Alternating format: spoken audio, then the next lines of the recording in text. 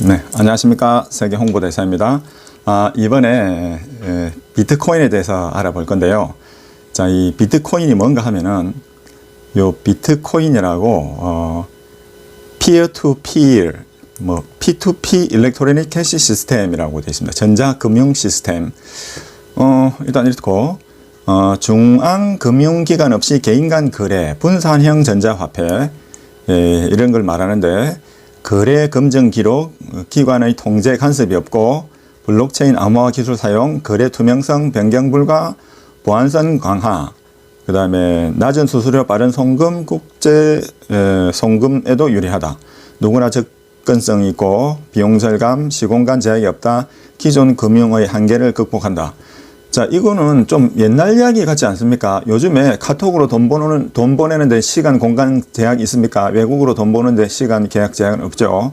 자, 그래서 이거는 아주 별로 의미 없는 이런 이야기입니다. 그렇죠. 우리가 알고 있는 이게 그 비트코인이라는 게 이게 다 지금 다 은행 금융거래 다 이렇게 해요.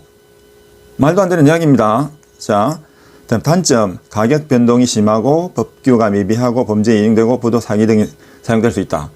자, 이거죠. 바로 가격 변동입니다. 법규가 없다. 나중에 법규 알아보겠습니다. 법규가 무슨 얘기인가. 범죄에 이용하고 부도 사기가 난다죠. 자, 이거 최초로 사용한 사람이 사토시 나카모토가 아니고, 자, 보겠습니다. 우리가 알려진 거는 사토시 나카모토인데, 이 사람이 이메일로서 활동을 하다가 사라졌는데, 금융위기가 왔고 비트코인이 만들어진다. 2008년도에 이때 만들어졌다는 얘기죠. 뭐 이런 암호화폐 등이. 근데 세계 최초 암호화폐는 이 사람이 아니고 데이비드 차옴이라는 사람이 1982년도에 비트코인 나오기 전에 26년 전에 이미 만들어져가 있었습니다. 그래서 1990년도에 네덜란드에서 설립해갖고 디캣이라는 걸로 해가지고 이미 사용을 하고 있었다는 추적 불가능한 블라인드 서명이라고 되어 있는데, 블라인드 시그니처 for 뭐 untraceable payment라고 되어 있는데, 자, 제가 이거 비교를 해놨습니다. 자, 이게 일반인이죠. 사인이라는 거. 일반인, 관리회사, 형법기관, 국세청, 사법기관이 있습니다. 자, 우리가 그 현금, 금, 은, 다이아 등이 있겠죠. 이건 바로 화폐잖아요. 화폐로, 현물 화폐로 쓸 수 있는 건데, 자, 이 사인은 이걸 할 때는 대면하고, 자, 익명성도 있고 없습니다. 익명성이 있는 경우에는요, 제3자를 이용했을 때는 익명성이 있죠, 당연히.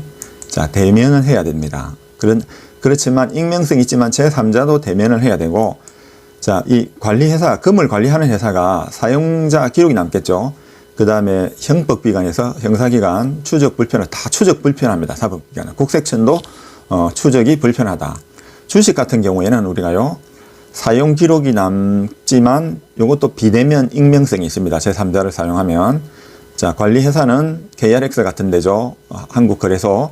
이런 데서는 기록이 남죠. 자, 추적이 용이하고 이렇습니다. 사법기관에서는 이제 당사자, 검사, 그 다음에 회사채, 국채 같은 경우는 사용자 기록이 남고 이것도 비대면입니다. 익명성이 있습니다. 이것도. 자, 그 다음에 사용자 기록이 남고 추적이 용이하다. 전부 다.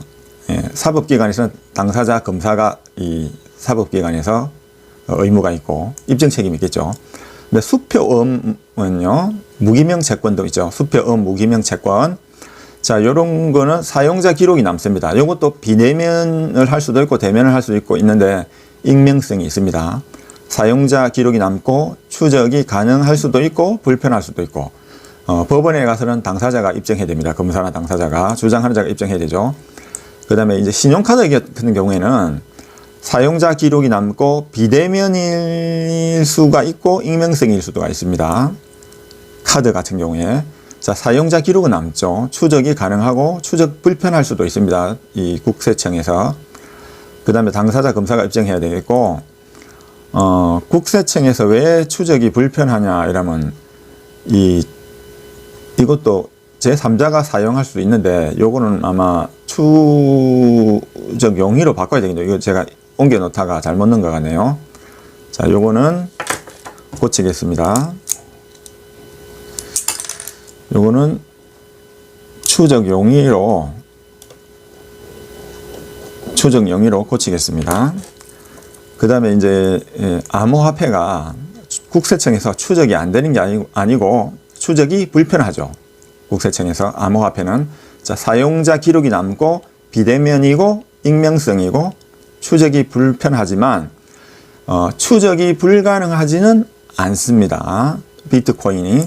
자, 그러면 요번에 북한에서 2조 원을 비트코인을 무슨 해킹했다는 말이 있죠. 자, 추적이 됐죠. 북한의 소행이라는 거. 자, 그래서 추적이 불가능한 건 아니다. 그죠? 우리는 추적이 불가능하다고 알고 있죠. 대개 사람들이. 그게 아니단 말입니다. 왜 이런 게 나왔나 하고 유추해 볼 수 있는데, 우리나라 상속세율은 최고 세율이 뭐 정확하게 모르겠습니다. 40%는 이상이죠. 50%까지 되는 게 최고 세율이. 근데 50% 내는 사람이 우리나라에서 1년에 몇 명 되지도 않습니다. 되지 않습니다. 거의. 그 다음에 상속세를 5억까지는 무슨 면세를 할 수가 있습니다. 우리나라도. 자, 그런데 이제 그 부부 간에는 뭐 5천만 원이고 자녀 결혼할 때 증여세가 1억 5천까지 면세가 되죠. 좀 그렇는데 이 미국의 상속세를 보면요. 미국의 상속세는 이 상속세가 최고 세율이 40%입니다. 그래서 작년까지 2025년 기준까지는 약 200억이고요. 밀리언이니까 1,300만 달러 되겠네요. 그 다음에 2026년부터 700만 달러, 약 100억 정도가 이게 면세가 되는데, 연방세가 주세가 별도로 부과되기 때문에 일부는 면세인데 일부주는 이 주세를 또 내야 됩니다. 이중과세 됩니다. 이중과세. 그래서 이제 이 해외 증여는 10만 이상을 신고해야 되고 배우자 간에는 비과세입니다. 미국의 경우죠. 기프트 텍스, 증여세. 그다음 평생 면제는 1,399만 달러, 약 뭐 한 200억인가 20억인가 정확하게 모르겠네요. 대충 이렇습니다. 그 특징은 상속세와 합산해버립니다. 그래갖고 38만 달러까지 면세입니다. 38,000달러까지 면세. 평생은 근데 1,399만 달러인가 그런데 정확한지는 모르겠습니다. 한 200억 정도 되는 것 같네요. 일단 대충 요로 해놨습니다. 그리고 2008년도에 미국의 금융위기 리먼 브라더스 사태로 금융 충격이 왔죠. 그래서 사토시 나카모토의 주장에 따르면은 중앙은행은 법정 통화 가치의 신뢰를 유지해야 하지만 그래야지 아니하였다. 그죠? 그래서 무분별한 대출과 파생 상품 남발로 버블 붕괴를 일으켰고, 이 사토시 나카모토의 주장입니다. 중앙은행에 대한 대단한 적개심을 나타내고 있다고 하고 있습니다. 사토시 나카모토가요. 요 금액은 이제 제가 정확하게 확인해 봐야 되겠네요. 만자를 붙였는데 이게 맞는지 모르겠네요. 그래서 이제 평생 면제가 있고 부부 합산 면제가 있습니다. 그래서 이 특징은 상속세와 증여세를 합산해 버리면 어마어마한 거죠. 그러면 50%가 아니고 이거 문제가 심각합니다. 미국의 증여세예요. 합산한다 그랬죠. 여기 대단히 재미있는 그림인데요. 자, 여기 보겠습니다. 그림을 보면은, 자, 여러분, 지폐가 복사가 가능합니까? 자, 이 비트코인을 옹호론자들, 굉장히 옹호를 하는 사람들은 지폐는 복사가 할 수 있지만, 지폐는 복사를 할 수 있단 말이죠.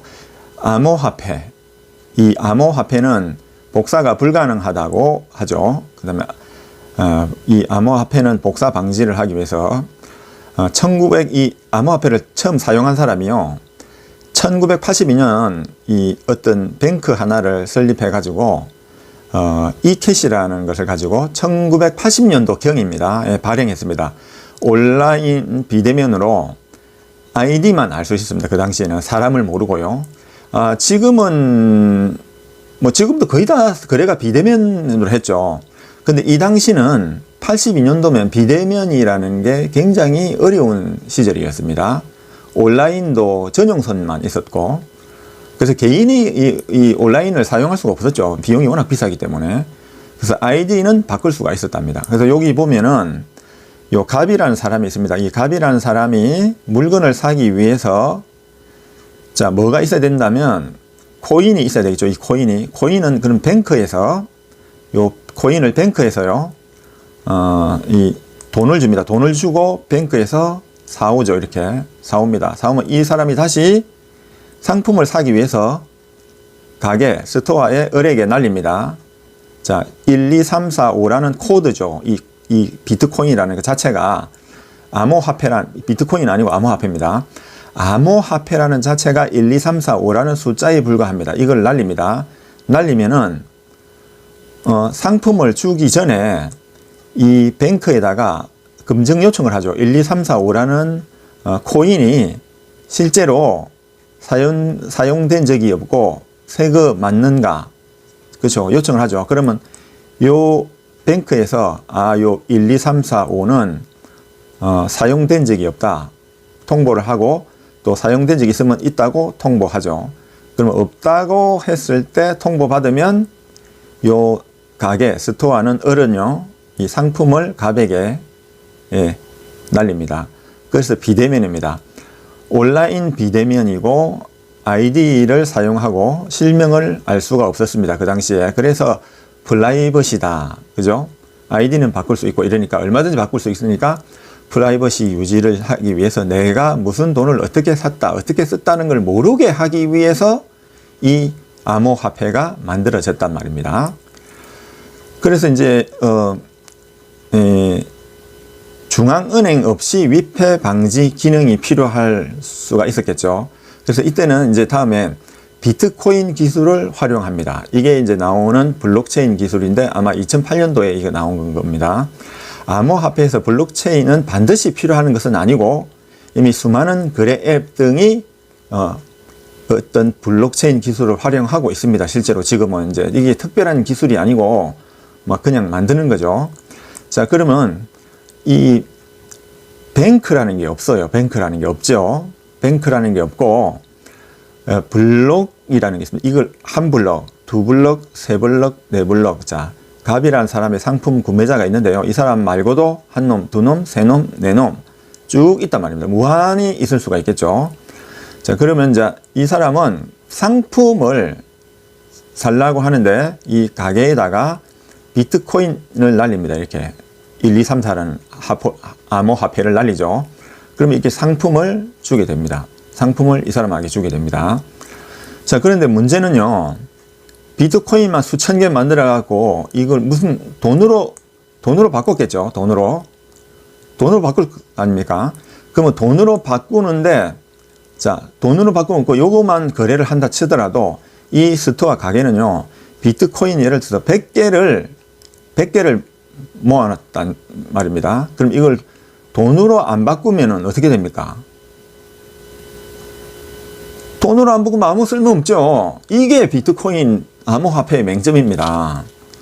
자, 그러면은 암호화폐가 돈으로 바꾸기 위해서는 요 비트코인을 발행한 발행소나 거래소나, 그죠?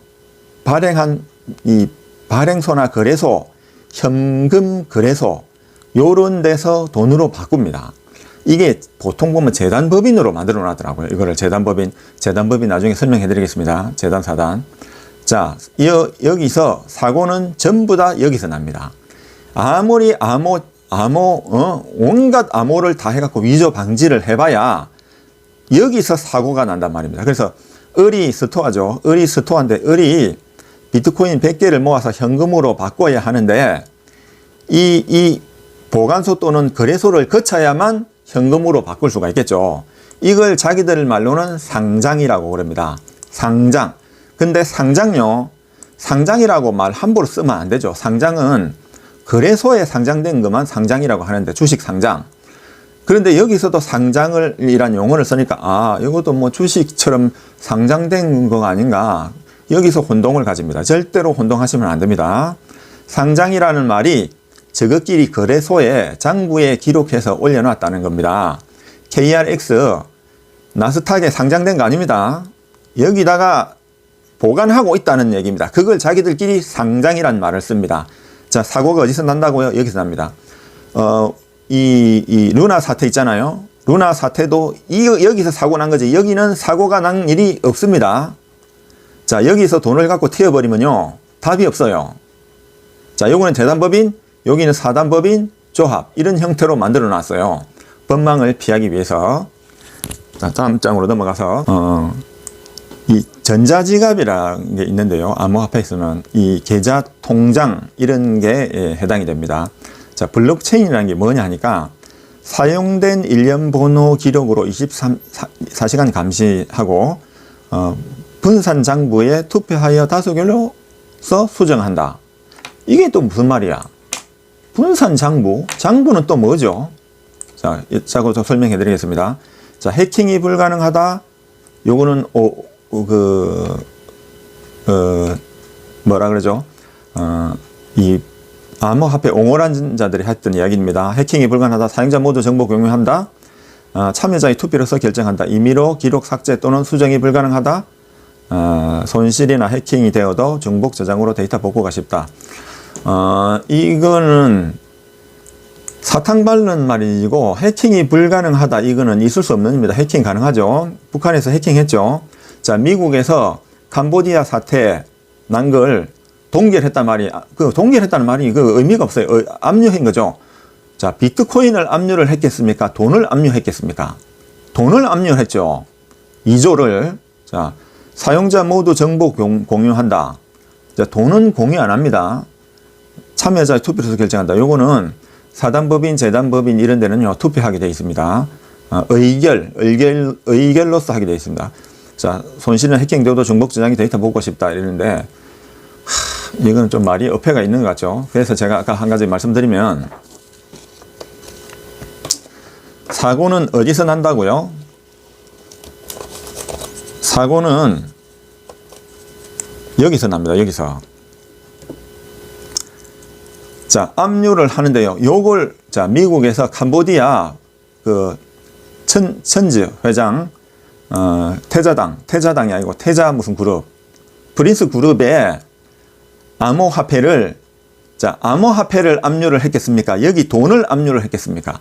돈을 압류를 했죠. 요 돈은요, 은행이나 어딘가 보관되어 있단 말입니다. 이게.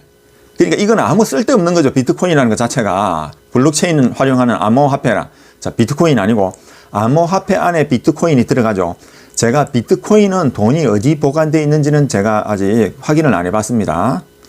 암호화폐가 원리가 여기 체인입니다. 체인. 연결되어 있다고. 연결되어 있죠. 한 블럭, 두 블럭, 세 블럭, 네 블럭, 다섯 블럭 쭉쭉쭉 블럭이 계속 있고, 그 블럭을 연결하는 거는 여기 체인이에요. 여기 체인. 이게 체인. 연결되어 있다고 해서 체인으로 연결되어 있다. 쇠사슬로 연결되어 있다. 절대로 못 푼다. 그 말이에요. 자, 근데 이걸 풀 필요가 있습니까? 이 돈을 가져가 버리면 끝나는데. 돈은 여기다 보관되어 있다니까요. 자, 돈이 목표입니까? 코인이 목표입니까? 범죄에 대해서. 코인이 목표죠, 당연히. 코인은 목표가 아니고, 돈이 목표입니다. 돈을 가져가 버립니다. 코인은 안 가져간다니까요. 아무리 위조 못하게 만들어놔봐 아무 의미가 없다니까요, 여기서. 여기서 혼동하시면 안 됩니다. 게임은 유료인데 아이템은 유료다. 그죠? 근데 게임 회사의 중앙 서버에 보관되어 있기 때문에 게임 회사가 망할 시에 아이템도 손실돼 버리죠. 게임 회사가 망하면 아이템이 손실된단 말입니다. 그래서 대앱이라는 게 나왔는데, Decentralized Application 이라고 분산 탈중앙 앱이라고 하네요. 근데 이더리움이 이런 기술 기능을 사용하는 것 같습니다. 스마트 컨택트 디센트럴라이즈드 애플리케이션 이래가지고 ERC20이라고 이렇게 부르는 것 같아요. 일종의 암호화폐인데 앱스토어계의 뭐 애플이다 이런 걸 영원히 존재할 수 있다 이런 내용이죠. 대충 이런 게 있다는 거죠. 이더리움이라는 게. 그래서 일종의 암호화폐계의 애플 앱스토어로서 기존 앱과 다르게 영원히 존재할 수 있다. 이더리움이 이론상으로. 그렇죠. 뭐 영원히 존재하면 뭡니까? 돈 훔쳐간다니까요. 코인을 훔쳐가진 않아요, 여러분. 돈을 훔쳐간 버립니다. 자, 비트코인 아니고 암호화폐.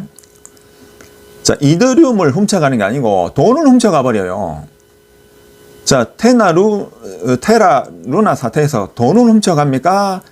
테라 루나를 훔쳐갑니까? 테라 루나는 아직 그대로 있어요. 아직 그대로 영원히 보관되고 있다니까요. 돈을 훔쳐갔다니까, 돈을. 자, 비트코인 캐시로 물품 거래인데 카드 및 신용 거래와 구분됩니다. 자, 이 비트코인 캐시로 하는 게 이게 뭐냐면 오픈바자라는 게 있는데요. 오픈바자라는 게 이 오픈바자가 무료 온라인 마켓 플랫폼으로서 암호화폐로 거래가 이루어지는데 비트코인 캐시로 물품 거래를 하는데요. 카드 및 신용 거래와 구분되는데 자, 일반적인 거래는 고객 있죠. 그 다음에 중앙이라는 게 있죠. 고객이 있고 중앙이라는 게 있고 이게 뭐 플랫폼 회사가 되겠죠. 중개회사, 플랫폼 회사. 뭐 쿠팡도 있고 네이버도 있고 11번가도 있고 뭐 아마존도 있고 여러 가지 회사 있잖아요. 거기서 이제 신용카드로 결제를 하게 되겠죠. 여러 가지가 있지만 신용카드도 있고 입금하는 방식도 있습니다. 체크카드도 있고 여러 가지 방법이 있는데 일단은 그 다음에 중개회사가 있겠죠. 카드 회사가 있고 그러면 중개회사, 카드 회사나 이런 회사들이 수수료를 먹어버립니다. 그래서 수익 구조가 이런 중개회사나 카드 회사가 수수료를 가져가는 구조가 되어 있습니다. 그래서 오픈바자라는 것은 블록체인을 이용해서 이 상점에다가 중앙이 없고 투표한다 했죠. 투표. 허위 임무를 삭제를 하고 수수료도 없고 코인, 블록체인으로 지급합니다. 자, 코인으로서 블록체인을 이용한 코인으로 지불을 하는데 일종의 이것도 뭐 비트코인이 이런 형태를 가지고 있다는 거죠. 이제 암호화폐. 그래서 마진율이 높죠. 이래 되면은 서로가 파는 사람이 중간 단계에 수수료가 없으니까 수수료가 빠진다는 거죠. 일종의 협동조합 형태로 운영할 수 있죠. 그래서 이제 그 다음에 non-fungible 이라는 게 non-fungible 어떻게 읽어야 될지 모르겠는데 non-fungible 토큰이라고 NFT라는 게 있네요. 이 가상자산인데 거래소인 업비트에서 블록체인에서 유통되는 것으로 각 토큰마다 고유값을 가지고 있어서 다른 토큰으로 대체가 불가능하다고 알려져 있습니다. 대체가 불가능한지 아닌지 그는 저는 잘 모릅니다. 일단 알려져 있다는 거죠. 디지털 컨텐츠에 대한 권리 정서로서 역할로 제작자, 소유자, 그림, 사진, 동영상 등의 고유 인식 코드를 넣어가지고 절대 진품을 증명하고 상호 교환이나 해킹 등이 불가능하도록 하는 것으로 추정됩니다. 이것이 Non-Fungible Token, NFT라는 거죠. NFT. 요게 이더리움에서 이런 걸 사용한답니다. 이런 방식으로. 그래서 이제 그라임스라는 그 머스크 부인이 있는데요. 디지털 그림을 NFT를 적용해갖고 10점을 경매에 붙였는데 20분 만에 580만 달러에 낙찰됐답니다. 그래서 약 2,000개가 아니고 2만 개 같아요. 요거 2만 개. 제가 워드 잘못 친 것 같은데 2만 개 NFT가 거래되고 있는 것으로 추정됩니다. 2만 개인지 20만 개인지 모르겠어요. 이거는 개수는 제가 정확하게 모르겠습니다. 2,000개는 절대 아니겠죠. 그래서 지우고 2,000개는 절대 아니라고 봅니다. 20만 개나 2만 개는 넘을 것 같아요. 20만 개. 자, 20만 개. 그리고 이제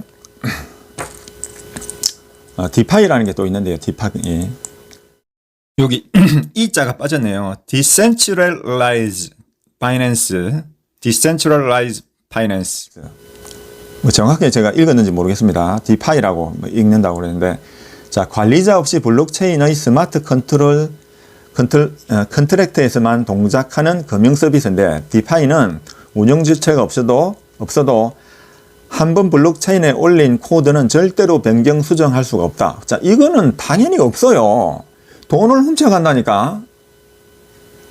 아시겠습니까?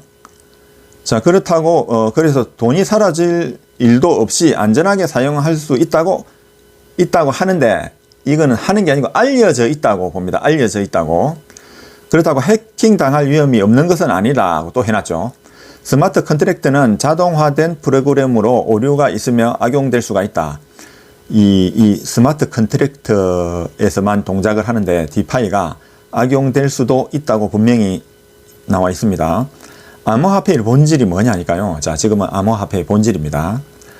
암호화폐의 본질이, 자, 한국에는 개라는 게 있습니다. 회라는 것도 있고, 개회. 사람이 모임이죠. 개회. 낙찰개, 상포개, 친목개 이런 게 있습니다. 중국에서는요, 후이라 그러고, 베트남에서는 호이라 그러고, 요자를 써서 그렇겠죠. 일본에서는 타노모시코라고 하는데, 이건 믿음이라는 뜻인가 봐요. 아주 정확하지는 않습니다. 근데 제가 대충 보니까 믿음이라는 뜻인 것 같아요. 남아프리카에도 이런 게 있는데요. 스톡볼이라는 게 남아프리카에 있고, 라틴 아메리카에는요, 텐드라는 게 있나 봐요. 이렇게. 발음이 정확한지는 모르겠습니다.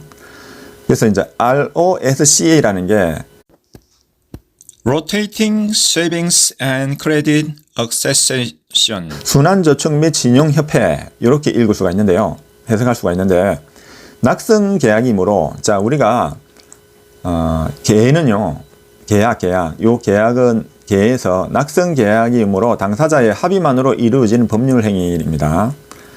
이 회계 원리를 이용해서 마델링 한 것 같아요. 제가 보니까 거래가 일어나면요, 분계장에 분계를 하고, 분계 설명드리겠습니다. 총계적 면장에 기록하고, 시산표 작성하고, 대차 대조표 작성해서, 이게 재무상태표죠. 대차 대조표 작성해서 마감 분계를 하는데, 이것이 회계 원리입니다. 그래서 투표한다는 것은 사단, 재단 이런 단체에서는 무조건 투표를 해야 되고요. 그 다음에 위조할 수 없다. 이거는 루카 파치올레네가 500년 전에 회계 원리를 이용해서 요걸 사용했습니다. 이 회계 원리. 그런데 우리나라는 그보다 고려시대 때 송도 사계치부법이라고 이렇게 이중구조로 장부를 적어서 위조를 못하게 하는 방법, 장부 기장법이 있었습니다. 우리나라가 고려시대 500년, 400년, 500년 더 빠릅니다. 그래서 이거 또 찾아보니까요, 아임인이라고 아임인이라고 있는데, 요 2024년도에 신한은행에서 지원해갖고 신한퓨처스랩이란 거, 신한퓨처스랩이라고 해가서 스타트업을 시작했더라고요. 여기서 보니까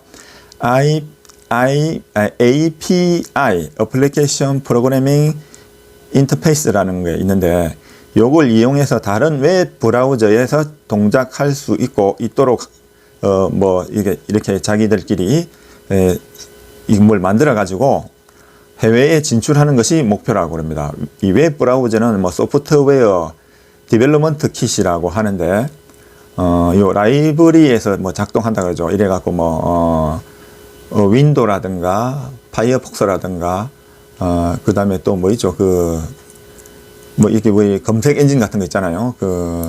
크롬이라든가 이런 데서 사용할 수 있도록 이렇게 스타트업을 만들어서 한다는 거죠. 또 현재 암호화폐의 지위는 개돈에 불과하다. 제가 결론 내린 겁니다. 현재 암호화폐의 지위는 개돈에 불과합니다. 국가나 금융회사의 담보가 없는 유사화폐에 불과합니다. 유사화폐. 위조 불가능하다. 하지 마라. 이거죠. 해라 말라. 아무 의미가 없다. 돈 갖고 튄다니까요. 돈 갖고 튄다니까. 암호화폐는 일뿐이고, 암호는 암호일 뿐이고, 암호는 암호일 뿐입니다. 화폐, 돈, 수표, 카드, 금, 은 등은 보증기관이 있습니다. 있든지 보증이 되는지 보증을 할 필요가 없어요. 금을 보증할 필요가 있습니까? 없습니까? 없죠. 금은 위조할 수 있죠. 위조도. 금도 위조할 수 있는데, 근데 그건 기망해서 속인 거죠. 자, 그래서 이 보증기관이 있든지 보증이 된다는 거죠. 화폐의 보증기간은 국가가 보증하죠. 손실 처리됐을 때는 국가 부도가 났을 때 손실 처리됩니다. 그래도 이거는 회수는 됩니다. 국가 부도 나도. 자, 처벌은 국제 제재가 있고, 자, 유형은 증서와 외국환입니다. 자기압 수표는 은행이 보증하죠. 자, 가계 수표는 누가 보증합니까? 보증이 없습니다. 신용입니다. 미입금 시 형사처벌 받고요. 증서, 로서 대금 지불합니다. 대금 지불에 사용하죠. 차용증은 신용 또는 담보죠. 차용증을 신용으로도 할 수 있고 건저당 담보를 할 수도 있고 다른 물품으로 물건으로 담보를 할 수 있습니다. 미지급할 수가 있고 파산되는 거죠. 미지급할 수도 있고 파산할 수도 있고. 요거는 민사입니다. 증서로 하고 미지급금이 발생하는 거고, 신용카드는 카드 회사가 보증을 하죠. 그래서 이 미지급 시 파산을 하고 민사입니다. 이것도 전자증서고 외상대금이고.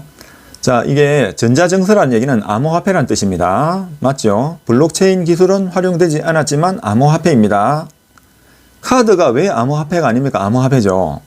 주식도 마찬가지입니다. 주식은 회사 재산이고 주주 책임입니다. 주식은 요거는 손실 처리에서 상각, 해산입니다. 소각도 하죠. 상각, 소각. 요거는 민사고요. 전자증서고 암호화폐로서 할 수도 있습니다. 암호로서 할 수 있고 주주죠. 사원이면서 주체는 회사채, 회사가 발행하고 미지급 손실 처리는 미지급금 파산됩니다. 상각하면 되겠고 민사 책임이고 전자증서고 증서로서 되고 이자가 목적이죠. 유형은 자 무보증 암호화폐. 암호화폐가요 보증되는 경우도 있고 무보증되는 경우도 있습니다. 그래서 미국에 요즘에는 암호화폐도 보증금을 넣어라. 그리고 보증금 넣는 거죠. 아니 암호화폐가 또 돈을 보증금을 걸면 그거 암호화폐가 아니잖아요. 중앙이 아니죠. 중앙이 생긴 겁니다. 중앙이 돈 보관한 데가 중앙입니다. 자, 이 무보증 암호화폐가 있고 요거는 신용입니다. 담보가 없습니다. 예치금 있을 수도 있고 자 잠적, 횡령, 사기하면 도망가면 답이 없습니다. 자 민형사 다 되고요. 전자증서로서 하고 이거는 암호화폐는 뭐라고요? 개조직입니다. 개조직. 자, 개조직입니다. 암호화폐가. 자, 그거, 사단 재단으로 하는 경우도 있습니다. 그 현금 보관소를, 자, 거래소나 현금 보관소를 얘들이, 사단이나 재단으로 만들더라고요. 자, 가치 상승 대부분 다단계에서 권유합니다. 자, 루나 사태가요, 다단계입니다. 다단계. 인신매매도 다단계입니다. 캄보디아 사태가 다단계죠. 루나 사태가 다단계. 자, 이거 사라. 이거 데리고 오면 얼마입니다. 그게 폰지 사기잖아요. 자, 보증 암호화폐는 아직 별로 많지 않습니다. 그래서 미국에는 있는 걸로 제가 알고 있는데 보증금을 얼마 이상 넣으라고 트럼프 대통령이 무슨 얘기를 한 적 있죠. 보증기간 있고 이제 손실처는 보증기간이 파산하면 자 보세요. 비트코인이 갖고 있는데 비트코인 암호화폐를 뭐 1000만 개, 100만 개, 100억씩 갖고 있다 합시다. 그죠? 보증기간이 파산해버리면 아무 소용이 없다는 얘기죠. 해산, 횡령, 사기를 했을 때는 답이 없다. 민형사 다 되고요. 처벌은. 그 다음에 전자증서로서 이건 개조직입니다. 이것도 가치 상승 대부분 다단계 권유해서 생기는 경우가 많다. 이 암호화폐는요. 자, 다단계 인신매매 이런 거 보시면 보이스피싱 해죠. 사기, 그 다음에 납치 감금, 다단계 주로 지인이나 가족을 대상으로 하죠. 그 다음에 영속적인 범죄 조직이 구성됩니다. 테라 루나 사태가 만약에 끝나지 않았다면요. 계속해서 다단계 밑에 사람은 돈을 가지고 오고 그 위에 사람은 돈을 먹고 계속 이렇게 되는 거예요. 자, 이게 캄보디아 범죄 단지도 마찬가지입니다. 자, 기망유인 범죄 수익입니다. 유형은. 자, 금은요, 불멸의 가치를 가지고 있습니다. 시세고요. 부동산 중에서 토지가 불멸의 가치를 가지고 있습니다. 지구가 멸망해도 토지는 있습니다. 자, 그래서 시세로, 유행은 시세입니다. 그래서, 암호화폐라는 것 자체가 뜬구름이에요. 뜬구름. 자, 이게 사람들이 돈이 되나 안 되나 거기에 관심이 있겠죠. 자, 돈이 되나 안 되나 그걸 말하는 순간 그 사람은 사기꾼이라 보시면 됩니다. 아니면 아주 무지하든지요. 아주 무식한 사람입니다. 그래서 아까 그림은 다 했고요. 자, 그러면 제가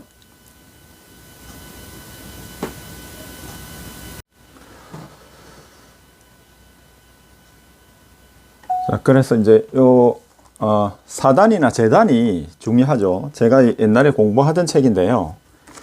여기 몇 판? 11판입니다. 그동안에 뭐 약간 수정이 있을 수 있겠죠. 그래서 사단재단을 말할 때, 사단재단 그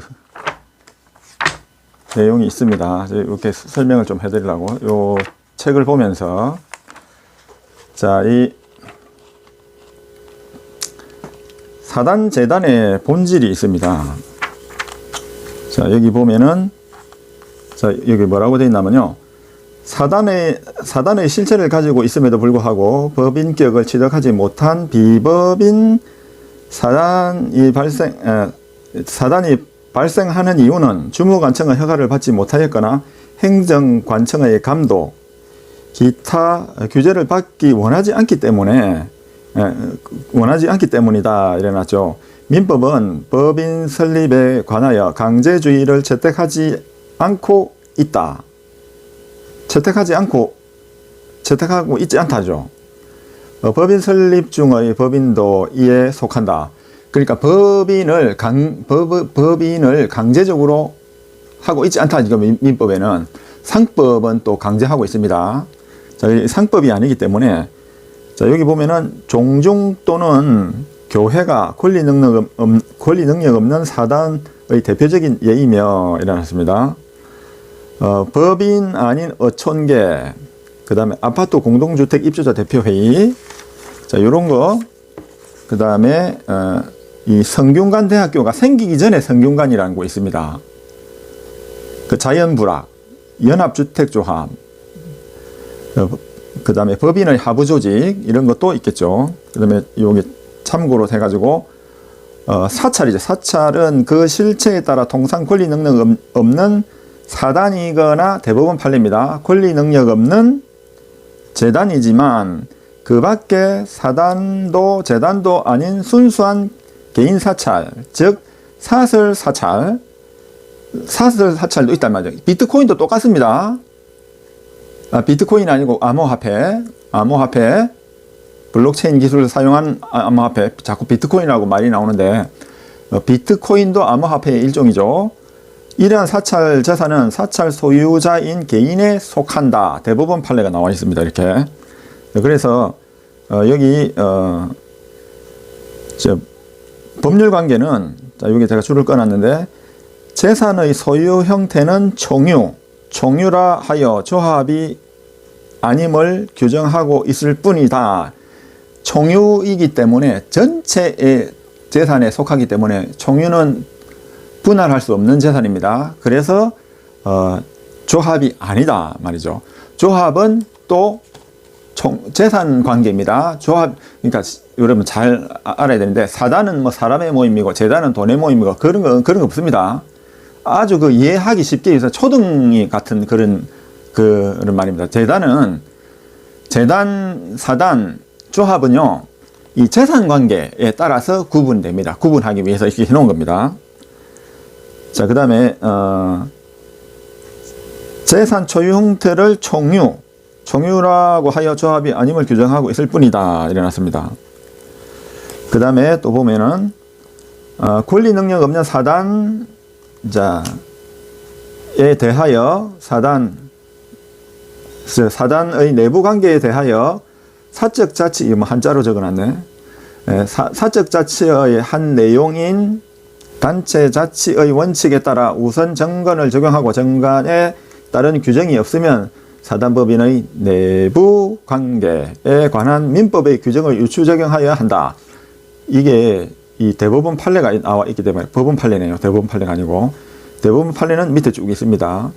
교회에 대한 거 있네요. 대법원 판례 2011년도 판례가 있습니다. 그러니까 우리가 모임, 회, 이거는요, 비법인 사단일 수도 있고 재단일 수도 있고 조합일 수도 있고 이렇습니다. 자, 법인으로 해도 되고 안 해도 된다니까, 강제를 안 한다는 말이죠. 그래서 법이 없다는 겁니다. 자, 257조는 민법, 법인 아닌 사단의 사원이 집합체로서 물건을 소유할 때에는 총유로 한다. 자, 법인 아닌 사단의 사원이, 비법인 사단도 총유라는 말이죠. 분할할 수 없다. 그러니까 법적으로 된 단체나 법적으로 안 된 단체, 이것도 같다는 얘기입니다. 쉽게 말하면 법적인 단체와 법적인 아닌 단체가 있겠죠. 법적으로 인정 안 되는 거 조직폭력 조직단 이런 거는 법적으로 인정이 안 되죠. 그럼 이제 형법으로서 그거는 다스리는 거고, 뭐 운동회 무슨 체육회 있잖아요. 뭐 조기축구회 회잖아요, 회. 근데 이걸 법인으로 해도 되고 안 해도 되는데 굳이 법인으로 법원에다 등록을 안 해도 된다는 얘기죠.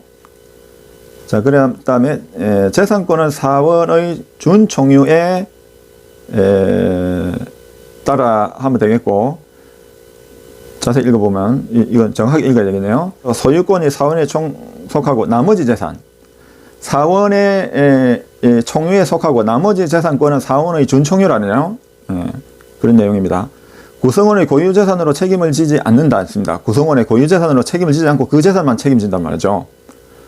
뭐 정관이나 규약이 정한 바가 없으면, 이 뭐자라 생각이 안 나요. 정바가 없으면, 정관이나 규약이 없으면 사원총회의 결의에 의하여 하므로, 이 정관이나 규약이 없으면 사원총회의 정하한 바를 따라 하고, 그 없으면 사원총회의 의결로 투표랍니다. 의결이 투표로 해야 된다 말이죠. 우리 저 비트코인도 투표라는 얘기가 나오죠. 비트코인 아니고 암호화폐, 블록체인. 정관이나 규약이 정한 바가 없는 사원총회의 의결을 거치지 않은 총유물의 관리 및 처분 행위는 무효이다. 그죠? 투표 안 하면 무효라는 거죠. 그죠? 투표한다는 거죠. 상대방 선이 있는지 여부는 묻지 않으며 이때 156조 민법 적용되지 않는다. 이렇게 나왔네요. 대법원 판례입니다. 그래서 이 관리 및 처분 행위가 무효인 경우에는 상대방은 비법인 사단, 그러니까 법적인 아닌 단체 및 대표자에 대하여는 손해배상 책임은 물을 수 있는데, 비법인 사단, 법적이지 아닌 단체는 처분 행위는 결과는 수치하였다면 그 한도 수치하였다면 받아먹었단 말이죠. 부당이득 반환이 문제가 될 것이고, 부당이득 반환이 되면 그만큼 손해배상 책임이 감축된다. 한편 손해를 배상한 비법인 사단은, 예를 들어서 조기축구회죠. 대표자에 대해서 선관주의 의무 위반에 따른 책임을 물을 수 있다. 선관주의 의무, 선량한 관리자의 주의 의무를 이행해야 됩니다. 그런데 총유물의 관리 및 처분에 관한 총유물 그 자체에 관한 법률적, 사실적 처분 행위와 이용 계량 행위를 말한다. 이게 이용 계량 행위, 처분 행위와 이용, 총유물의 관리 및 처분 행위란 처분 행위와 이용 계량 행위를 말한다. 이렇게 되어 있습니다. 네, 권리 능력 없는 사단의 재산 기속 형태를 총유로 하고, 사단은 총유라면 권리 능력, 그러니까 조기 축구회라도 재산의 형태는 총유다, 나눌 수 없다 이 말이죠.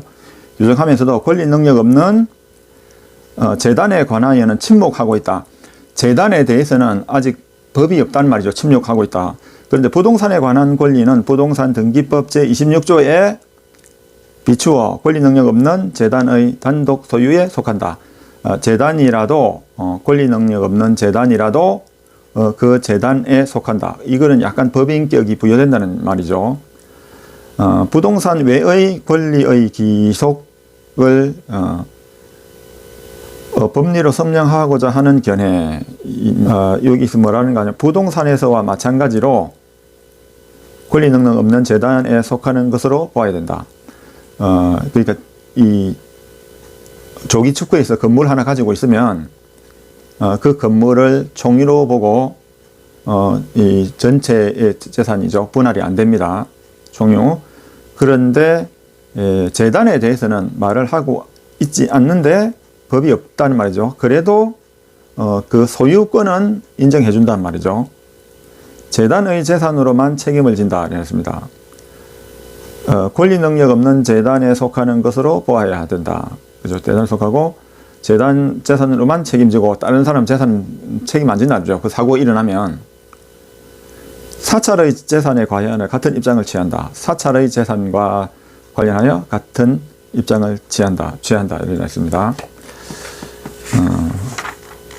자, 이렇게 일단 뭐 대충 읽어봤는데요. 이거 옛날에 공부하던 책인데 일단 이거 민법, 이거 교재입니다. 이거 뭐 필수 도서인데 법대에서는요. 그 아까 뭐 투표한다 이러죠. 암호화폐는. 투표하는 건 사단 재단이 아니라도 조기 투표에도 사람이 모이면 개죠, 회. 사람이 모이면 의사결정은 의결로서 해야 되는 게 맞습니다. 법이 그렇게 정해놨어요. 그게 아니면 불법이죠. 법대로 안 하면 불법입니다. 법이 없는 경우는 사적 자치는 같이 마음대로 하고 계약서대로 해야죠. 계약을 이행 안 하면 또 불법이 되겠죠. 자, 그런데 회계에서는요, 여기 보시면 이게 대차 대조표인데요.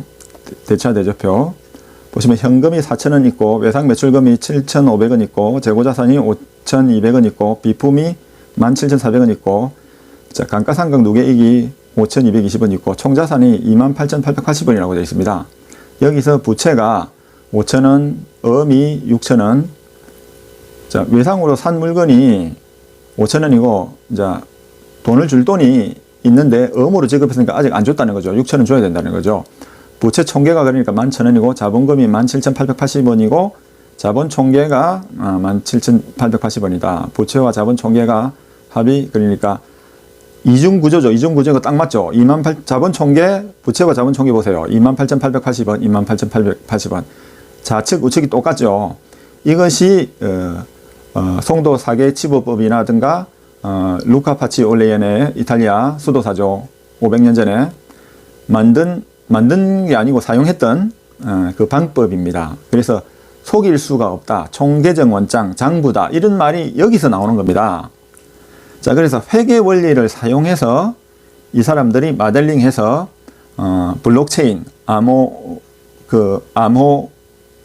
자산, 암호화폐 이런 걸 만드는 것 같아요. 자, 이게 보시면은, 자, 여기 보시면 외상 매출금, 자변, 매출. 자, 외상 매출금이죠. 외상 매출금 대변에 뭐라고 되어 있습니까? 2,800원 되어 있죠. 현금이 들어왔네요. 3,210원 들어왔네요. 그 다음에 외상 매출금이 3,250원 이렇게 쭉 들어와 있습니다. 자, 그러면 우리가 뭐냐? 외상 매출금이 3,280원이라는 거는 여기서 여기 분배장이죠. 여기 분배장이라고 합니다. 장부입니다. 장부, 분배장, 차변, 대변. 그 다음에 여기 보시면 총계정 원장이라고 되어 있죠. 총계정 원장이라고 되어 있는데 여기 외상 매출금이 있습니다. 기초에 처음에 그죠? 처음에 750원이 그냥 있었어요. 외상 매출금이. 자, 외상 매출금인데 뭐라고 되어 있습니까? 2,800원을 외상 매출금이라죠. 2,800원. 물건이 2,800원 지나갔다는 거겠죠. 대충 제가 이거 오래돼서 잘 기억이 안 나는데 오래전에 공부를 해서 그래서 일단 대충 제가 일단 이런 게 있다는 걸 보여드리기 위해서 꼭 맞는지는 모르겠습니다. 자, 그래가지고 여기 보면은 뭘 하나 볼까요? 임차료 보겠습니다. 임차료. 자, 여기 보면은 임차료가 있죠. 임차료 400원입니다. 임대료입니까? 임차료입니까? 임차료죠. 그러면 돈 줬죠. 그러면 임차 계정에, 자, 임차 계정에 보겠습니다. 이게 이제 장부예요, 장부. 장부가 하나, 둘, 셋, 넷, 다섯, 여섯, 일곱, 여덟, 아홉, 열, 열하나, 열둘, 열세, 14개 있는 거예요. 14개 있고, 요 큰 장부, 분배장이라 하면 큰 장부가 있고, 각자 장부가 있습니다. 이걸 총계정 원장이라고 합니다.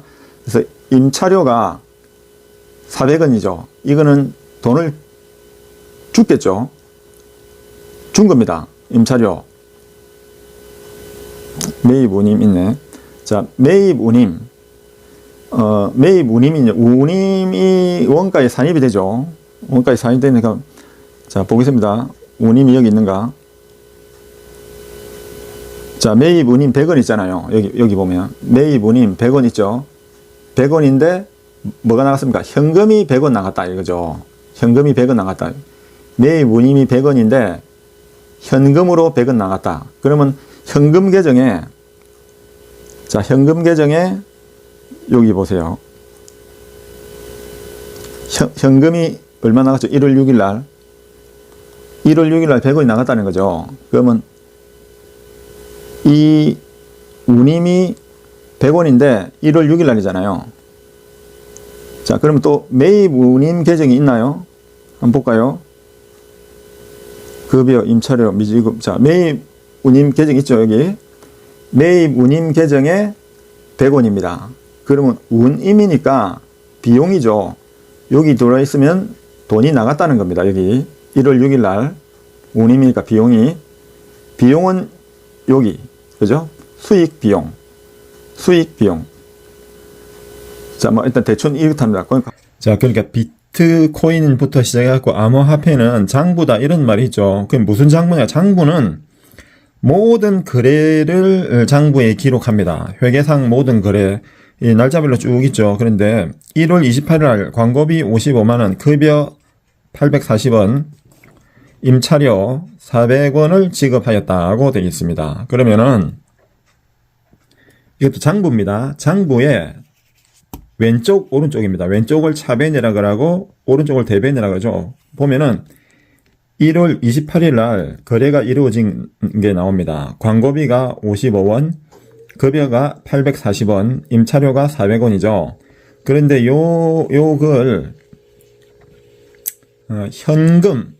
현금으로 지급했다고 되어 있죠. 그러면 요 각 하나 모두가 장부입니다. 그러면 광고 장부, 급여 장부, 임차 장부, 이 현금 장부. 자, 요게 다 장부예요. 그래서 요 장부가 예를 들어서 블록체인으로 연결되어 있다는 거죠. 이게 한 부의 블록이죠. 다 블록입니다. 이것도 블록이고 한 블록이고. 그러면 이제 현금이라는 사람의 장부에 1월 28일 날 자 들어오고 나가고, 현금은 자산이죠. 들어오고 나간 거는 여기 있네요. 1월 28일 날 뭐가 나갔어요? 1295원이 나갔다고 되어 있죠. 현금이. 그죠? 자, 이거 보면 현금 장부가 있습니다. 현금 장부에 보니까 요 나갔다. 금액이. 요게 맞아야 되는 거죠. 자, 요렇게 되어 있습니다. 그 다음에 광고 장부가 따로 있죠, 또. 광고 장부. 자, 광고비가 비용이죠. 50원이 1월 28일 날 55원 나갔다고 되어 있습니다. 비용. 광고비가 나간 거죠. 비용이니까. 비죠. 광고비. 비용. 그 다음에 급여. 급여도 일종의 비용이죠. 급여 840원 나갔다고 되어 있습니다. 급여 장부에. 자, 그 다음에 임차료. 임차료 장부에, 어디 갔어? 임차료 장부. 요 끝에 있네요. 임차료 장부. 임차료 장부에 임차료가 400원 나갔다고 되어 있습니다. 그래서 합이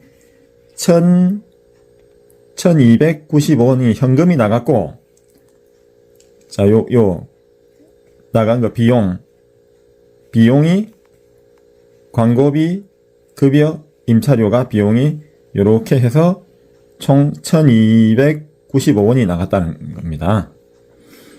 자, 이게 장부예요, 장부. 자, 요걸 모델링 해가지고, 요걸 한 사람을 봐보세요. 수천만 명, 수억만 명, 수조만 명이 되겠죠. 그러면 이 사람들을, 연결했는 게 블록체인이다. 한 사람이 안 고치면은, 한 사람만 고쳐갖고는 위조가 되는 거 발각이 되죠. 모두 장부를 다 고쳐야 됩니다. 하나 거래가 이루어지면, 여기서 거래가 돈이 나가든지 들어가든지 올라가든지 하면 그 표시로서 모든 장부를 다 고쳐야만 사람이 똑같이 고쳐야 됩니다. 그래서 하나를 수정하기 위해서는 전부 다 투표를 해서 이게 맞는지 안 맞는지 확인을 하고 투표를 한다는 거죠. 다 알려준다는 거. 그것이 블록체인 기술입니다. 그거는 이제 ERP를 가지고, 그죠? ERP 프로그램을 가지고 암호를 걸어서, 암호 걸면 되죠. 암호 건 거죠, 암호 걸어가지고, 자기만 아는 암호, 여 사람들만끼리 아는 암호. 자, 이건 다 개방된 거죠, 어차피 장부는. 어차피 장부는 다 공개된 겁니다. 단, 암호를 사용하는 사람들끼리 장부가 공개된 겁니다. 이것이, 고려시대 때 송도 사계치부법이라는 게 있고, 이탈리아에서 400년 전인가, 루카 파치올리니가, 장부를 사용했다는 겁니다. 이런 식으로. 자, 이게 블록체인이에요. 일종의 장부이고. 자, 그러면 제가 여러분한테 한 가지 물어보겠습니다. 자, 카드를 가려야 되니까. 자, 요 카드가 있습니다, 여러분. 이 카드가 가상화폐입니까? 진성화폐입니까? 가상화폐죠. 암호화폐입니까? 아닙니까? 암호화폐입니다. 블록체인 기술 있습니까? 없습니까? 있을 수도 있고 없을 수도 있죠. 은행 간에는 블록 기술이 이미 되어 있을 수 있습니다. 그런데 개인 간에는 안 돼 있죠. 개인 간에는. 맞잖아요. 개인 간에는 안 돼 있는 겁니다. 암호화폐 블록체인입니다. 이게 카드가 왜 블록체인이죠? 아니, 왜 은행끼리 자 수많은 점포가 있잖아요. 수많은 점포. 자기들끼리는 블록체인이잖아요. 자기들끼리는 암호잖아요. 이거 암호 넣어야 들어갑니다. 카드 결제 암호 안 하고 됩니까? 암호 해야 됩니다. 그 다음에 알리페이 있습니다. 중국의 알리페이 위챗. 자, 그것도 암호화폐죠. 블록체인은 자기들끼리는 블록체인이지만 개인 간에는 블록체인을 할 필요가 있습니까? 없습니까? 없습니다. 자기들 은행끼리는 블록체인을 할 수가 있죠. 그 다음에 자, 이거 돈입니다. 달러. 자, 여러분, 달러가 이게 뭐라고 되어 있습니까? 이게 가상화폐입니까? 진성화폐입니까? 가상화폐입니다. 이거 잘 보세요. 뭐라고 되어 있는가? 유나이티드 스테이트 오브 아메리카. 자, 미국 정부에서 보증하는 거죠. 달러, $1. 자, 보니까 여기는 은행이 없어요. 왜냐하면 여기 뱅크라고 안 써놔면 이 사람들이 이렇게 하면 미국은요 50개의 나라가 있는 겁니다. 연합국이에요. 연방국가 연합국입니다. 미국이 한 개 국가가 아닙니다. 절대로 한 개 국가 아니고 50개 국가예요. 50개 국가니까 서로 중앙은행을 만들려 하다 보니까 안 되니까 여러 개 은행이 모여가지고 연방준비은행이 아니고 연방준비제도라 그러죠. 자, 그렇지만 이것은 미국 정부에서 보증해주는 보증서입니다. 이게 보증서. 자, 이거 위조할 수 있습니까? 이걸 위조한다고요? 모조는 만들 수 있지, 위조는 못 만듭니다. 위조 만들려면 이 돈이 더 들어요. 몇 조 들어갑니다. 자, 보세요. 이는 뭐라 되어 있습니까? 뱅크 오브 코리아. 뱅크 오브 코리아. 한국은행. 1,000원인데, 한국은행 총재라 되어 있죠. 한국은행에서 보증하는 보증서일 뿐입니다. 이게 가상화폐. 이게 가상화폐입니다. 자, 블록체인 기술 안 들어갔죠? 안 들어갔습니다. 그 다음에 또 무슨 기술 안 들어갔어요? 암호 기능이 없는 가상화폐예요. 블록체인, 암호 기능이, 이거 위조한다고요? 위조 한번 해서 위조 가능한가? 모조는 가능합니다. 모조는 뭐든지 가능, 해킹도 가능하고 다 가능합니다. 모조는 진짜로 똑같이는 못 만듭니다. 알겠습니까? 진짜 똑같이 만들려면 몇 천억 있어야 돼요. 자, 이 보세요. 이제부터 틀리죠. 자, 중화인민국 이거 가상화폐입니까? 진성화폐입니까? 가상화폐입니다. 가상. 다 이게 가상이지 무슨 진성이 어디 있어요? 가상인데 보증서인데. 그냥 보증서예요. 가상화폐예요. 보증서. 중화인민은행에서 보증하는 100원이라는 거 100원. 보증서일 뿐입니다. 보증서. 자, 그러면 또 제가 한번 보죠. 이 500원이 진성화폐입니까? 가상입니다. 가상. 자, 보세요.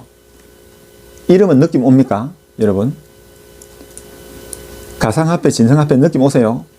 제가 카메라를 한번 비춰가지고 한번 설명해 드리겠습니다. 자, 우리 돈으로 느끼면, 우리 돈 가지고 하면 이게 가상화폐인지 아닌지 잘 몰라요. 자, 한번 보겠습니다. 자, 한국 돈 500원이니까, 이게 가상화폐인지 진성화폐인지 감이 잘 안 오죠? 안 올 겁니다. 자, 그런데 외국 돈, 대만 돈 한번 보겠습니다. 자, 이거는 뭐 돈도 아니고 그냥 동전인데, 그냥 이거 써 있네. 무엇이? 자, 50원이라고 써 있습니다. 50원. 이게 가상화폐입니다, 이게. 그러니까 500원을 50원의 가치가 있다고 써놓은, 그냥 쇠죠, 쇠. 쇠에다가 가치가 있다고 써놓은, 그러니까 가상이죠. 전자 가상이 아니란 말입니다. 이것도 마찬가지. 자, 보세요. 10원이라고 되어 있네. 10원. 10원. 동전에 그림이 있네. 동전에 그림 있잖아요. 보세요. 동전에 그림이 있습니다. 자, 이거 가상화폐입니까? 진성화폐입니까? 진성화폐는 존재하지 않죠. 그죠? 금이나 은이나 진성화폐고, 이거는 가상화폐. 그냥 쇠에다가 그림이 있어요. 스텐에다가. 자, 이거 같은 돈이네. 마찬가지. 자, 그러면 우리가 1,000원짜리 이걸 놓고, 에이구, 이게 어떻게 가상화폐냐. 자, 1,000원짜리 증서입니다. 증서. 가상으로 증서를 만들어 놓은 거예요. 1,000원이라고. 한국은행에서. 자, 그런데 암호화폐는 이 은행이라는 게 없어요. 없다면 담보가 없답니다. 이거는 누가 담보해 줍니까? 자, 이거 누가 담보해 줍니까? 한국은행에서 담보해 주잖아요. 국가에서 담보해 주는 거잖아요. 이거 누가 담보해 줍니까? 이거.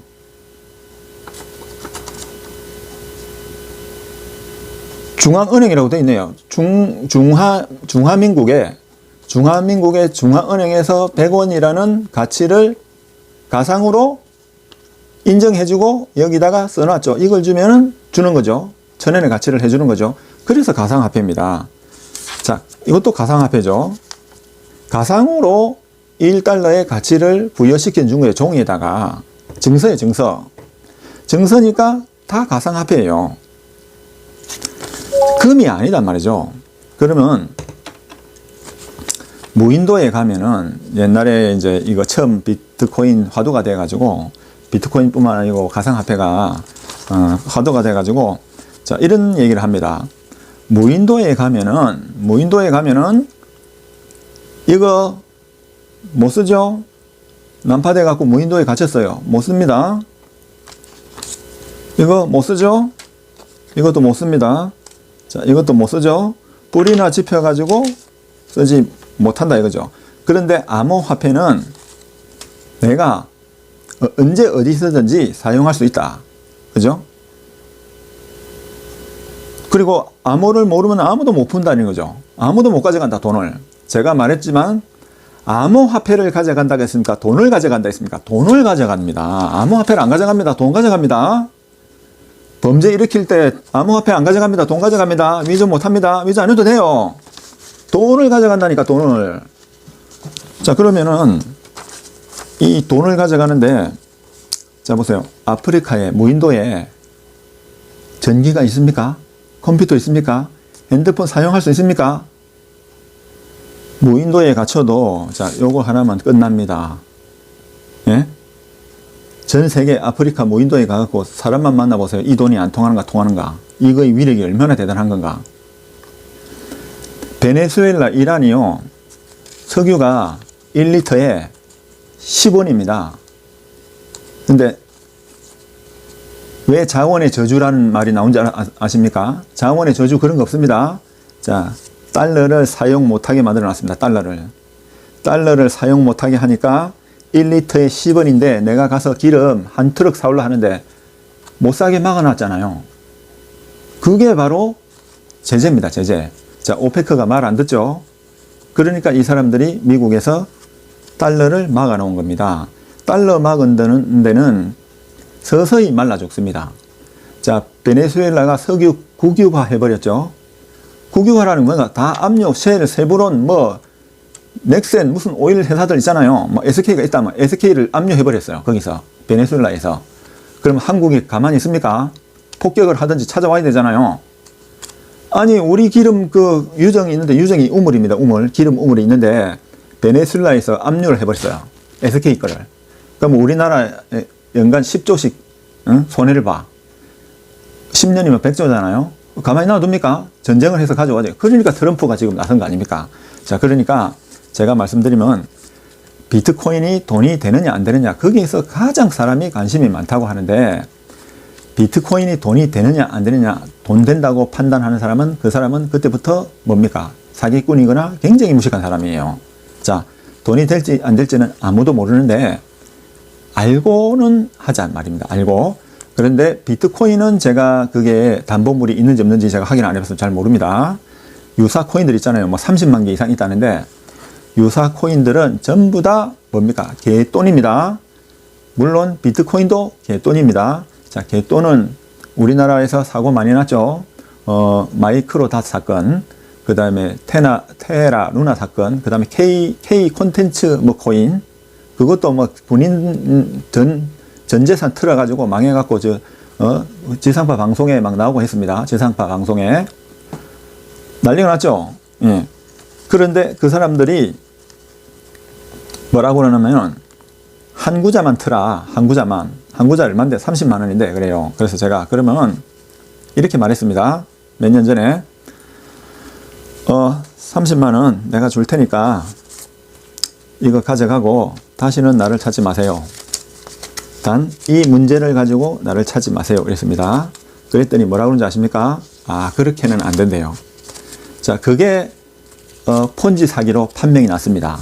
자, 테라 루나 사태도 폰지 사기죠. 결국에는 그 범죄 조직이 한번 만들어지면요, 천주그룹, 프린스그룹 있잖아요.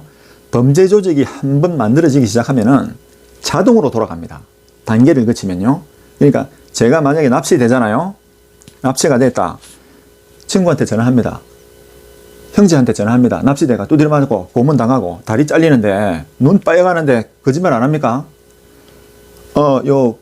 여기 저기 오면 캄보디아에 오면은 한 달에 1,000만 원 벌 수 있다. 벌 수 있다는데 가져 안 갑니까? 누가요? 친구가, 동창이, 후배가, 선배가, 형제가 1,000만 원 번다는데. 그래서 가면은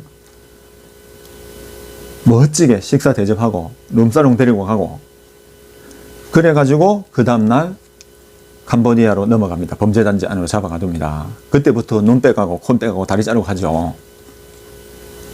말을 안 들을 수가 없어요. 정기 고문하고 물 고문하는데 그 견딜 사람은 있습니까? 없습니다. 자, 그게 뭐냐면 그거는 인신매매 다단계. 그 다음에 요런 거는 비트코인은 아니고 암호화폐 다단계예요. 유사 코인들이 계속 늘어난 거예요. 테라 루나, K 컨텐츠 코인, 그것도 마찬가지로 다단계, 폰지 다단계. 그래서 이런 일이 생긴다. 그래서 사고 날 때 어떻게 샀나고요? 코인은 손을 안 댑니다. 못 댑니다. 자, 재단, 사단, 요런 관리하는 회사를 하나 만들어가지고 돈을 갖고 튑니다. 돈을 갖고. 정신 차리세요, 여러분. 자, 그렇지만, 그래도 투자를 해야 되겠다. 알고나 투자합시다. 알고나. 제가 결론은 뭐냐면, 법적 지위는 코인의 암호화폐, 암호자산의 지위는 뭐라고요? 개돈입니다. 개돈. 더 이상도 더 이하도 아닙니다. 앞으로 알고 투자하십시오. 예. 이것으로서 비트코인에 대해서, 비트코인이 아니고 자꾸 비트코인이라고 하는데, 암호화폐에 대해서, 비트코인은 아닙니다. 비트코인은 지금 이더리움하고 몇 개는 안정적으로 가고 있으니까, 그거는 제가 조사를 안 해봤다고요. 조사를. 관심이 없으니까 조사를 안 해봤어요. 조사를 해보고 하면 다 할 수 있는데, 자, 그 법적 지위는 개돈이다. 다음에 지위는 어디서 관리한다고요? 금전거래소라든가 그 거래소, 보관소 이런 걸 만들어 갖고 재단 같은 걸 하나 만들어 갖고 그 돈을 보관하고 있는데, 사고는 요 돈으로 사고 납니다. 돈으로 사고. 자, 이것으로서 긴 시간 함께 해주셔서 감사합니다, 여러분. 자, 또 다시 좋은 내용으로 뵙겠습니다. 좋아요와 구독 꼭 좀 부탁드리겠습니다. 여러분, 감사합니다.